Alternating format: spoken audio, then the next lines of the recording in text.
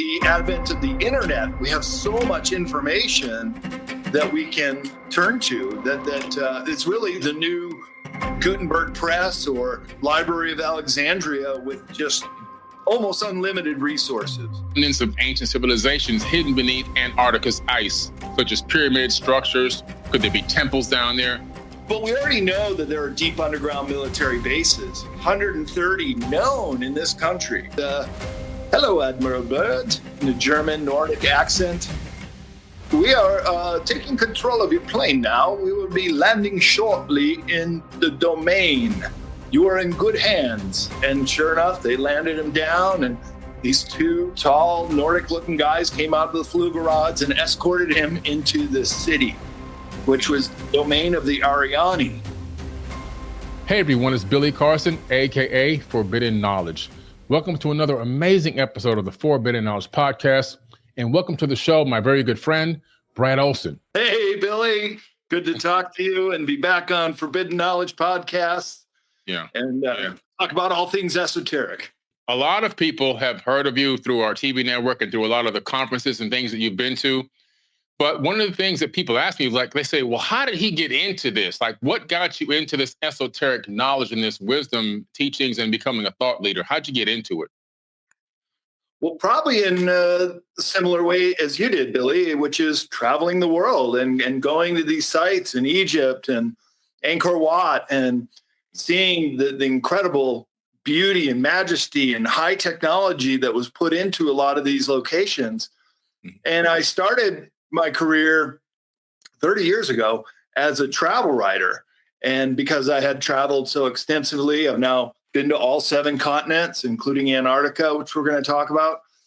And just the accumulation of knowledge you get from traveling, as you know, leading your tours, and the people that go on it come away so much more informed.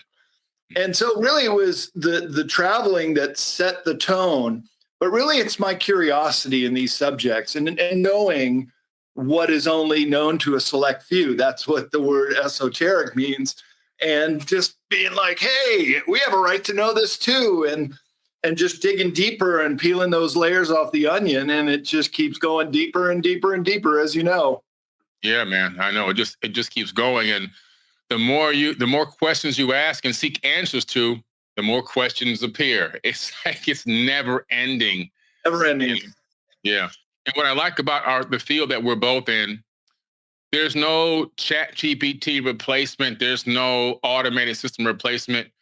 Like a lot of this information just has to be acquired from firsthand research, putting pieces of the puzzle together.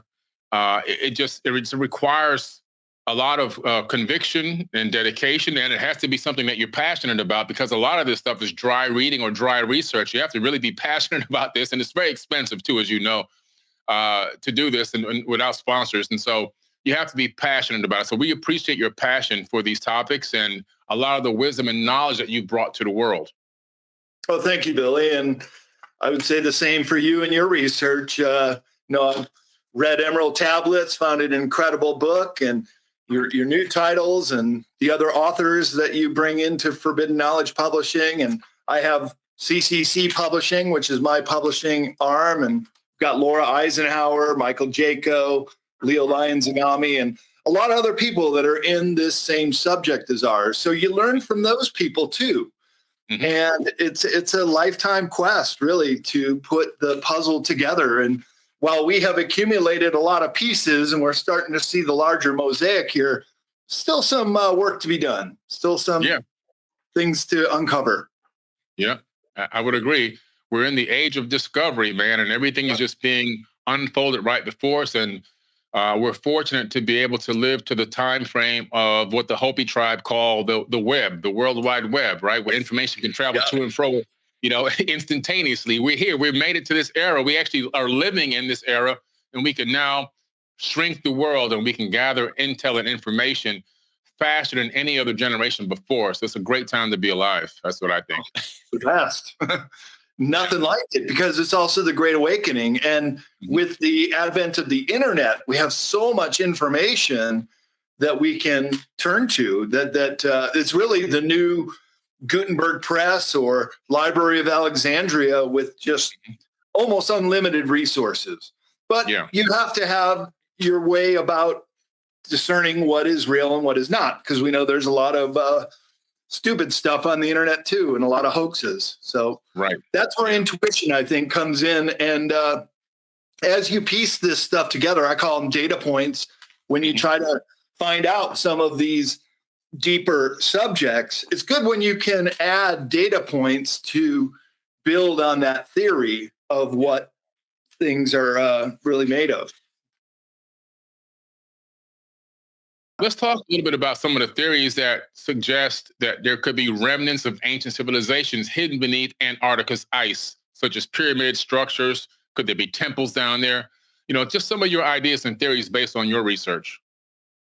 Sure. Well, your listeners know that I did an 8-part series called Secrets of Antarctica with Forbidden Knowledge TV, available right now if you go on the website and check it out, where I went into the best data points, the best information about high-tech antediluvian civilizations.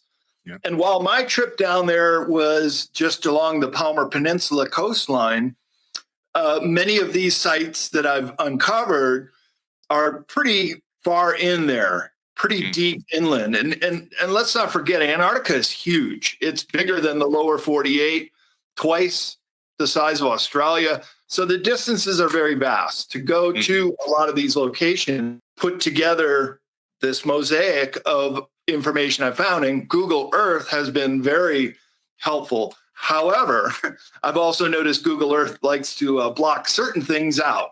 So they give us some really juicy nuggets, but then other ones are just a big white square that they don't even bother to airbrush around and make it look natural. Yeah. So there's definitely some secrecy down there, and there are no fly zone and other places that are forbidden, mainly because they're just so inaccessible. But to answer your question, what I found and put into the series Secrets of Antarctica is that there are perfectly right-angled grid, which look like foundations of a city. There's the potential of pyramids poking through the ice. And there is under ice civilization, as deep as the rabbit hole goes, but this is the giant hole in the ice 50 miles from the South Pole. I've talked to Linda Moulton Howe's whistleblower Brian S. and other people who have seen it or know about it, Tazinski from Russia, and even Admiral Byrd's diary, where he said he was able to fly his plane into this hole, and then there's just this other world down there. And then eventually he went to this kind of an emerald city, but it was in pastel colors. There is pretty good evidence. And based on we're not even talking about underground, just under the ice, because Antarctica is the most volcanically active continent in the world. So you have all this geothermal activity and the propensity to create these large under ice domes, as well as chimneys for the hot air to come out. And that's what that hole in the ice is. And there are other very, very large holes, and we're talking miles across. Wow. So very, very big ecosystem. That's kind of what is really fascinating to me, is that there could be entire life forms that exist down there that have yet to be discovered. You know, I know what a lot of people are thinking right now. The people that believe that the Earth may be a particular shape, they want to know about the ice walls. Now, you've been there in person. You've taken that arduous trip. It's a very hard place to get to. It's very time consuming. You've gone through and we have the video footage of you there, right? So What is your opinion about this ice wall? Okay, well, a wall suggests that it's connected to the ground, right? From the ground up as a wall. The ice shelf, which are huge, they're about 30 stories tall, but they're floating on water. And that's what you normally see when people are talking about the flat Earth, that there's this ice wall. Well, it doesn't connect to the ground, and it is, so in some cases, hundreds of miles long. The Larsen ice shelf, the Ross ice shelf, if you were right up on it, you wouldn't see the end, right? So it would appear to be a wall. Yeah. But there are other areas of Antarctica that don't freeze. And that's where we went down several hundred miles along the Palmer Peninsula. It's also called the Antarctic Peninsula. It's that finger of land that is closest to the southern tip of South America. And we got a boat out of Ushuaia, Argentina, the southernmost city of the world, and did a 26-day trip down there. So I really try to avoid having debates with flat earthers. It really goes nowhere. Right. But if I do, I pull out my phone and say, hey, you want me to just show you pictures of what continental Antarctica looks like? Because that's where they have to say Antarctica doesn't exist, that it's just there's a land beyond the ice. And every once in a while you can get through. Well, that's the continent of Antarctica. And I set foot on it. Yeah, absolutely. You made it there. It's a huge continent. A lot of people don't even realize it's an actual continent. Like they don't realize that Africa is a continent. People, I talked to some people the other day. They thought that Africa was a country. I was like, no, Africa is a massive continent, just like Antarctica. Yeah, and there's a lot going on down there. It's a huge landmass with a lot of different areas with a very diverse ecological system. I agree with you.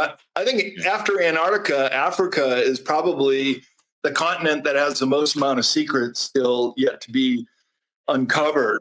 You've got the Great Zimbabwe, the ancient gold mines of South Africa that Michael Tellinger writes about and has discovered, even a Stonehenge type stone feature called Adam's Calendar. So there's so much down there that shows that there was a high-tech civilization in Africa quite a long time ago too. With the inner Earth, there's a lot of people have inner Earth theories. I particularly believe that just from seeing some areas of the Earth that are open, like the Nika mine out of Mexico, where there's gigantic crystals in there, that there's these huge openings underground, and that maybe these are some of the areas where people may have taken refuge in the past. But I'm not too sure if there's a hollow Earth where there's a central sun. I'm kind of leaning more towards huge, massive openings that could have housed potentially thousands, even tens of thousands, maybe even hundreds of thousands of people at some time. What are your theories on openings in the Earth and things like that? And I do have a chapter in Beyond Esoteric. Here's the Nicaea crystal mine. You can see that person there, how giant those quartz crystals are, bigger than any crystal ever been discovered. And that mine was only opened 2 decades ago. So new discoveries are continuing also underground. And I would agree with you. It's kind of hard to imagine or believe that there's an inner sun, but there does seem to be a light source in under the ice. And could that be just the light reflecting through? I don't know, because the polar plateau is about 2 miles thick at the South Pole. But we already know that there are deep underground military bases, 130 known in this country. So the propensity for them connecting to cave systems, which can be very, very old, as well as I call them legacy bases, alien bases like Dulce, New Mexico, even Area 54, where the tall whites reside. That was there a long, long time before the U.S. put in the Nellis Air Force Base. And here's a map of all the tunnels. And these are just the known ones. And they've been building these things. This is what an entrance would look like. Find them on Google Earth. That they built them during the continuity of government during the Cold War.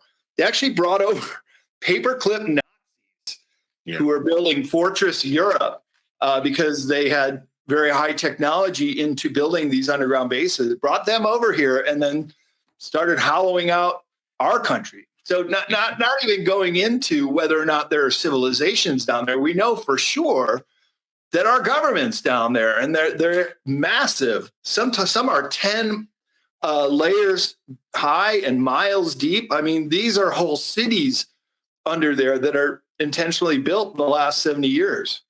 Yeah. They call them DUMBs, deep underground military bases. Yep. And they're I think a lot of them are interconnected within the United States, at least, which is wild.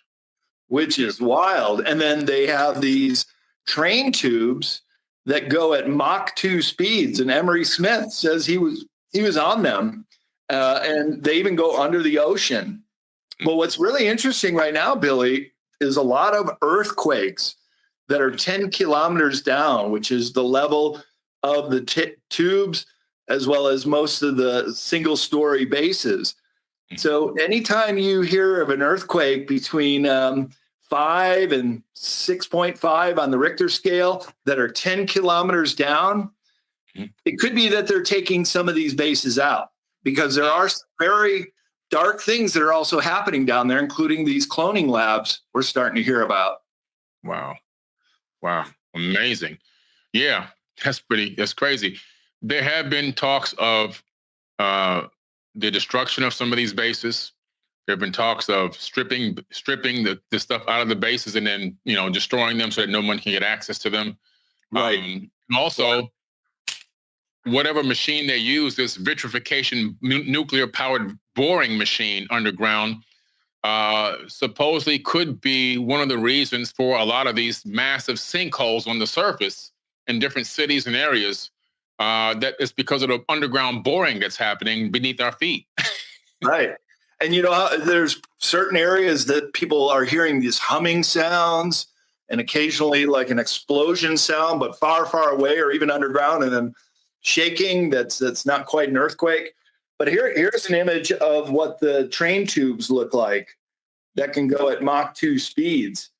I mean, this is high technology. And by the way, it's free energy they use. They don't use carbon-based internal combustion engines that would pollute the tubes. So they're holding a lot of technology from the rest of us. And I hope this changes very soon, because we don't have to be polluting. This could very well change the course of humanity and clean up this planet as it should.